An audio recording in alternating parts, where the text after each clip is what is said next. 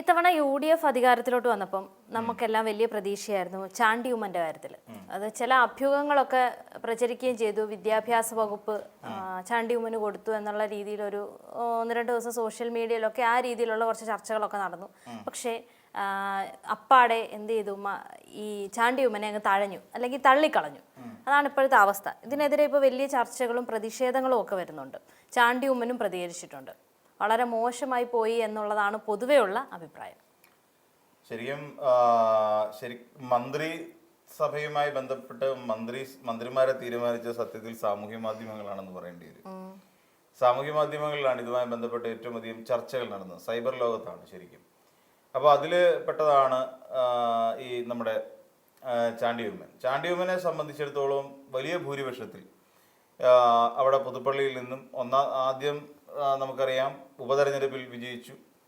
തുടർന്ന് അതിനേക്കാൾ വലിയ ഭൂരിപക്ഷത്തിൽ രണ്ടാമത് വിജയിക്കുന്നു. എതിർ സ്ഥാനാർത്ഥിക്ക് നിഷ്പ്രഭനാക്കിക്കൊണ്ടാണ് ശരിക്കും രണ്ടാം തവണ അല്ലെങ്കിൽ ഈ തെരഞ്ഞെടുപ്പിൽ ചാണ്ടി ഉമ്മൻ നിയമസഭയിലേക്ക് എത്തുന്നത്. വലിയ മികച്ച ഭൂരിപക്ഷം എന്ന് പറയാം. അപ്പോൾ അങ്ങനെ ഒരു അവസ്ഥയിലേക്ക് ചാണ്ടി ഉമ്മൻ എത്തുമ്പോൾ എല്ലാവർക്കും നമുക്ക് ചിന്തിച്ചു നോക്കിയാൽ അറിയാം, ചാണ്ടി ഉമ്മനെ സംബന്ധിച്ചിടത്തോളം ചാണ്ടി ഉമ്മന് ഒരുപാട് പോസിറ്റീവുകളുണ്ട്. പോസ്റ്ററുകൾ പതിക്കാതെ, ഫ്ലെക്സുകൾ ഒട്ടിക്കാതെ, വാഹന പ്രചരണ ജാഥകൾ നടത്താതെ ആ പണം ഉപയോഗിച്ചുകൊണ്ട് സാധാരണക്കാർക്ക് വീട് വെച്ചു കൊടുക്കുന്ന ഒരു സമീപനം ചാണ്ടി ഉമ്മന്റെ ഭാഗത്തു നിന്ന് ഇത്തവണത്തെ തെരഞ്ഞെടുപ്പുമായി ബന്ധപ്പെട്ടുണ്ടായി. അദ്ദേഹം തന്നെ പറയുന്നതനുസരിച്ച് നോക്കുകയാണെങ്കിൽ ഏകദേശം 8 കോടിയോളം രൂപ ആ നിലയ്ക്ക് സാധാരണക്കാരന് വേണ്ടി ഉപയോഗിക്കാൻ കഴിഞ്ഞ ഒരാൾ തന്നെയാണ് ചാണ്ടി ഉമ്മൻ എന്ന് പറഞ്ഞത്. അപ്പോൾ അങ്ങനെ നോക്കുമ്പോഴും ചാണ്ടി ഉമ്മനെ പുതുപ്പള്ളിക്കാരെ സംബന്ധിച്ചിടത്തോളം വലിയ ആശ്വാസമായ ഒരു വ്യക്തി കൂടിയാണ്. അങ്ങനെയുള്ള ചാണ്ടി ഉമ്മനെ മന്ത്രിസഭയിലേക്ക് വരണം എന്ന് എല്ലാവരും ആഗ്രഹിച്ചിരുന്നു. ഇപ്പം നമ്മൾ ആലോചിച്ച് നോക്കി, ഇപ്പോഴും ശരിക്കും മന്ത്രിമാരും തീരുമാനിച്ചിട്ടില്ല. ഘടകകക്ഷികൾക്കിടയിൽ മാത്രമേ മന്ത്രിമാരുടെ തീരുമാനമൊക്കെ ആയത്. ബാക്കി വകുപ്പുകൾ തീരുമാനിച്ചിട്ടില്ല. മന്ത്രിമാരെല്ലാം സത്യപ്രതിജ്ഞ ചെയ്തു, 24 മണിക്കൂർ കഴിഞ്ഞു. എന്നിട്ടും ഇതുവരെ മന്ത്രിമാർക്ക് ഏതൊക്കെ വകുപ്പുകൾ കൊടുക്കണമെന്നുള്ള കാര്യത്തിൽ പോലും തീരുമാനമായിട്ടില്ല എന്നുള്ള വസ്തുതയാണ്. മുഖ്യമന്ത്രി തീരുമാനിക്കാൻ 15 ദിവസം എടുത്തല്ലോ. ഇനിയിപ്പം ചില മന്ത്രിമാരെ തീരുമാനിക്കാനും അടുത്ത സമയമുണ്ട്. ഇനി ഇഷ്ടംപോലെ സമയം കിടപ്പുണ്ട്. അപ്പോൾ അങ്ങനെ വന്നു കഴിഞ്ഞപ്പോഴാണ് ശരിക്കും ഈ ചാണ്ടി ഉമ്മന്. പക്ഷെ ചാണ്ടി ഉമ്മൻ ഇതിനു മുമ്പ് ഒരു തേപ്പ് കൊടുത്തായിരുന്നു കോൺഗ്രസ്. അന്ന് ഈ ഷാഫി പറമ്പിലും എല്ലാം കൂടെ ചേർന്നിട്ട് ചാണ്ടി ഉമ്മനെ കേരളത്തിൽ നിന്ന് കെട്ടിയടിക്കാൻ ഒരു ശ്രമം നടത്തി. എന്തോ ഒരു ടാലന്റ് ഹണ്ടോ അങ്ങനെ പറഞ്ഞിട്ട് പുള്ളിക്കാരന് ഹിമാചൽ പ്രദേശിലേക്കോ അരുണാചൽ പ്രദേശിലേക്കോ കൊണ്ട് പറ്റോ ചുമതല കൊടുത്തിട്ട് പറഞ്ഞു വിടുന്ന ഒരു സാഹചര്യമൊക്കെ ഉണ്ടായി. അപ്പോൾ അങ്ങനെ കേരളത്തിന്റെ പൊളിറ്റിക്സിൽ നിന്ന് ചാണ്ടി ഉമ്മനെ ഒഴിവാക്കി നിർത്തുന്നതിന്റെ ഒരു തുടക്കം എന്നൊക്കെ അന്ന് പിന്നെ രാഷ്ട്രീയ നിരീക്ഷകർ പലരും കരുതിയിരുന്നു. കാരണം ചാണ്ടി ഉമ്മൻ എന്ന് പറയുന്ന ഒരാൾ കേരളത്തിലകത്ത് രാഷ്ട്രീയത്തിൽ സജീവമായി നിന്നാൽ തെറിക്കാൻ പോകുന്ന പല കസേരകളും ഉണ്ടായിരുന്നു. തെറിക്കേണ്ടിയിരുന്ന ഒരുപാട് നേതാക്കന്മാരുണ്ടായിരുന്നു. അപ്പോൾ അങ്ങനെയൊക്കെ നോക്കിക്കഴിയുമ്പോഴും ചാണ്ടി ഉമ്മനെ ഇവിടെ നിന്ന് അകറ്റി നിർത്തുക എന്ന് പറയുന്ന അവരുടെ ഒരു ഹിഡൻ അജണ്ടയുടെ ഭാഗമായിരുന്നു. അതുകൊണ്ട് ചാണ്ടി ഉമ്മനെ മാറ്റി നിർത്തിയെന്ന് മാത്രമേ ഉള്ളൂ. അങ്ങനെ ചാണ്ടി ഉമ്മൻ എന്ന് പറയുന്ന നേതാവ് ഇത്തവണ ജയിച്ചു. പിന്നെ അത് VD സതീശന്റെ തന്ത്രമായിരുന്നു കഴിഞ്ഞ തവണ ഉപതെരഞ്ഞെടുപ്പിൽ മത്സരിപ്പിക്കുക എന്നുള്ള. അങ്ങനെ മത്സരിപ്പിച്ചു, വിജയിച്ചു. അടുത്ത തെരഞ്ഞെടുപ്പിൽ മത്സരിച്ചു. സ്വാഭാവികമെന്നോണം ചാണ്ടി ഉമ്മനെ മുഖ്യമന്ത്രി അല്ല, ഒരു മന്ത്രിസ്ഥാനം കൊടുക്കേണ്ടത്. അതൊരു അദ്ദേഹത്തിന്റെ ഒരു ക്വാളിറ്റി അനുസരിച്ചിട്ടാണ്. കാരണം എന്താണെന്ന് ചോദിച്ചു കഴിഞ്ഞാൽ ഈ ചാണ്ടി ഉമ്മൻ ഇല്ലാത്ത എന്ത് ക്വാളിറ്റിയാണ് ഇവർ ഈ OJ ജനീഷ് എന്ന് പറയുന്ന നേതാവിൽ കാണുന്നത്? നമ്മൾ ആലോചിക്കണം. അർഹതപ്പെട്ട പലർക്കും സീറ്റുകൾ മന്ത്രിസ്ഥാനം കൊടുത്തിട്ടില്ല. ഇപ്പം തൃത്താല MLA നമ്മുടെ VT ബൽറാം തോൽപ്പിച്ചിട്ട് വന്നത് അവിടുത്തെ തദ്ദേശ സ്വയംഭരണ വകുപ്പ് മന്ത്രിയായിരുന്ന MP രാജേഷിനെ തോൽപ്പിച്ചിട്ടാണ് തൃത്താലയിൽ നിന്ന് VT ബൽറാം നിയമസഭയിലേക്ക് എത്തുന്നത്. എവിടെ സീറ്റ്? എന്തുകൊണ്ട് മന്ത്രിയാക്കിയില്ല? ഇല്ല, നമ്മളിത് മനസ്സിലാക്കണം. അങ്ങനെ എത്ര കഴിവുള്ള ആൾക്കാർ ഇപ്പം ലീഗിന്റെ ആണെന്ന് വേണമെങ്കിൽ പറയാം.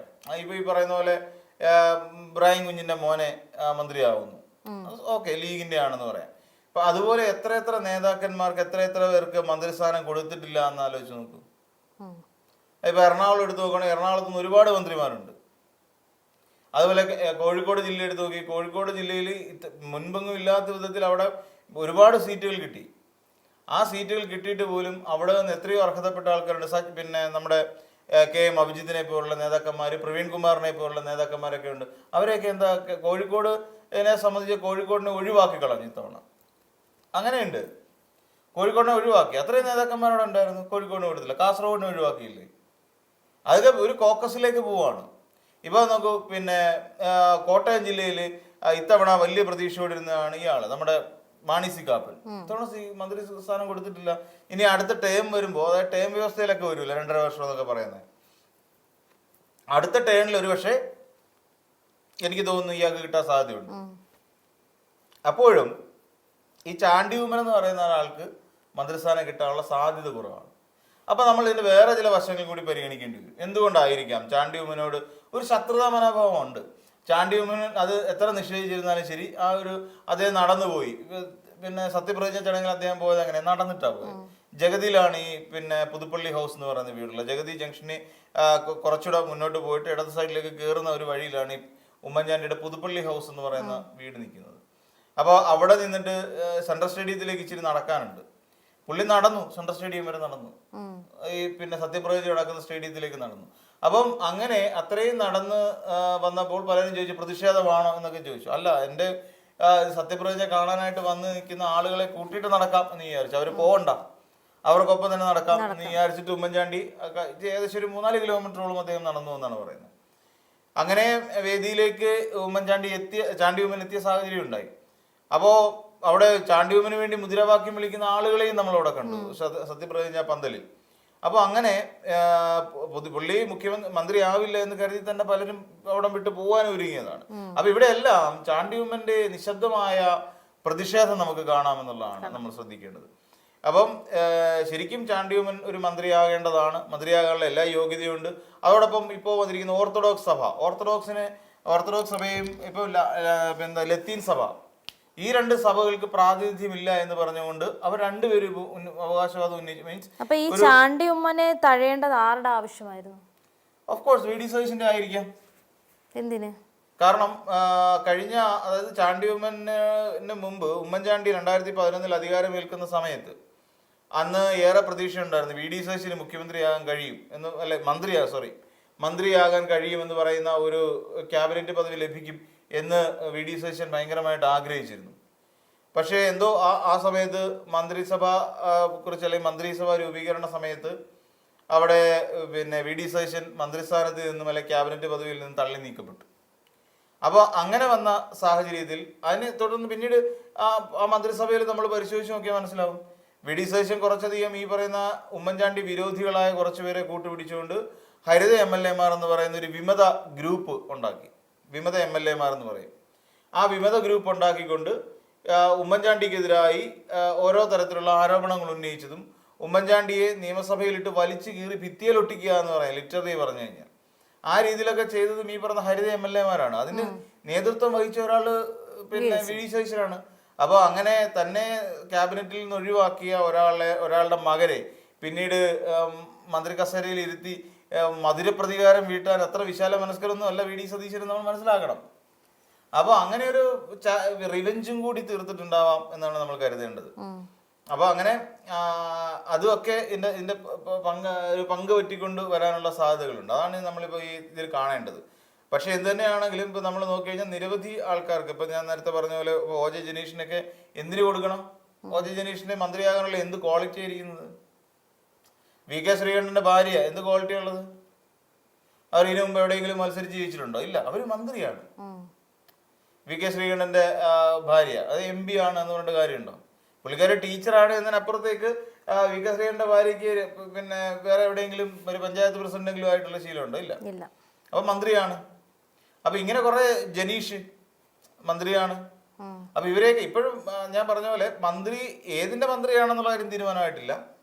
ഇപ്പൊ ഈ പറയുന്ന പോലെ ഇനി ഇതെല്ലാം കൂടെ ചേർത്തിട്ട് ഇനിയും എല്ലാ വകുപ്പുകളും ഇനിയും വി ഡി സതീശൻ തന്നെ ഭരിക്കുമോ എന്നുള്ള കാര്യമൊക്കെ നമ്മൾ കണ്ടറിയേണ്ടതുണ്ട്. അങ്ങനെ തുടങ്ങി നിരവധിയായ പ്രശ്നങ്ങൾ ഇപ്പോൾ നിലനിൽക്കുന്ന സാഹചര്യമുണ്ട്. അതുകൊണ്ട് ചാണ്ടി ഉമ്മൻ ഒട്ടും സാറ്റിസ്ഫൈഡ് അല്ല. ചാണ്ടി ഉമ്മൻ പറയുന്നത്, ചാണ്ടി ഉമ്മനെ സംബന്ധിച്ചിടത്തോളം ചാണ്ടി ഉമ്മൻ പറയുന്നത് ഞാൻ കേരളത്തിന്റെ പുത്രനാണ് എന്ന് ചാണ്ടി ഉമ്മൻ പറയും. ശരിയാണ്, കേരളക്കാർക്ക് എല്ലാവർക്കും ചാണ്ടി ഉമ്മനോട് ഒരു പ്രത്യേക സ്നേഹവും വാത്സല്യവും ഒക്കെ ഉണ്ട്. ഈ തെരഞ്ഞെടുപ്പ് കാലത്ത് അദ്ദേഹം കാണിച്ച ഓരോ പ്രവൃത്തികളും ജനം കണ്ടുകൊണ്ടിരിക്കുകയാണ് ചാണ്ടി ഉമ്മന്. പിന്നെ ഉമ്മൻചാണ്ടി എന്ന് പറയുന്ന ഒരാളെ മരണത്തിന് ശേഷം അദ്ദേഹത്തിനോട് എല്ലാവർക്കും ഒരു താല്പര്യം തോന്നിയിരുന്നു. അപ്പോൾ ആ ഒരു താല്പര്യമൊക്കെ മകനോടും കൂടി ഉണ്ട്. നിരവധി അപ്പം പിന്നെ പറയുന്നത് ഇനിയിപ്പോൾ ഉമ്മൻചാണ്ടി അല്ല ചാണ്ടി ഉമ്മൻ മന്ത്രി ആയില്ലെങ്കിൽ തന്നെയും ഇപ്പോഴത്തെ മുഖ്യമന്ത്രി ശരിക്കും പുതുപ്പള്ളിയുടെ സ്വന്തം മന്ത്രിയായി മാറും എന്ന് ചിന്തിക്കുന്ന ഒരാൾ കൂടിയായി ചാണ്ടി ഉമ്മൻ മാറുന്നുണ്ട്. അപ്പം കോട്ടയത്തുകാരെ പൊതുവിൽ സംബന്ധിച്ചിടത്തോളം മന്ത്രിമാരില്ലാത്ത ഒരവസ്ഥയാണ് എന്ന് പറയേണ്ടി വരും. കാരണം പാലായിൽ നിന്ന് കൊള്ളാവുന്ന മണ്ഡലങ്ങളിൽ നിന്ന് ഇപ്പോൾ പാലായിൽ നിന്നൊരു മന്ത്രിയില്ല, ഈ പുതുപ്പള്ളിയിൽ നിന്നൊരു മന്ത്രിയില്ല എന്ന് പറയുന്ന പോലെ. ഇപ്പം കോട്ടയത്ത് നിന്നൊരു മന്ത്രിയില്ല, കോട്ടയത്ത് തിരുവഞ്ചൂരിനെ കൊണ്ടുവന്ന് സ്പീക്കറാക്കി വലിയ കാര്യമൊന്നുമില്ല, തിരുവഞ്ചൂർ സ്പീക്കറായിരിക്കുന്നു. അപ്പം അങ്ങനെ ഒരു തള്ളൽ എവിടെയൊക്കെ നടക്കുന്നതായിട്ട് നമുക്ക് കാണാൻ സാധിക്കും.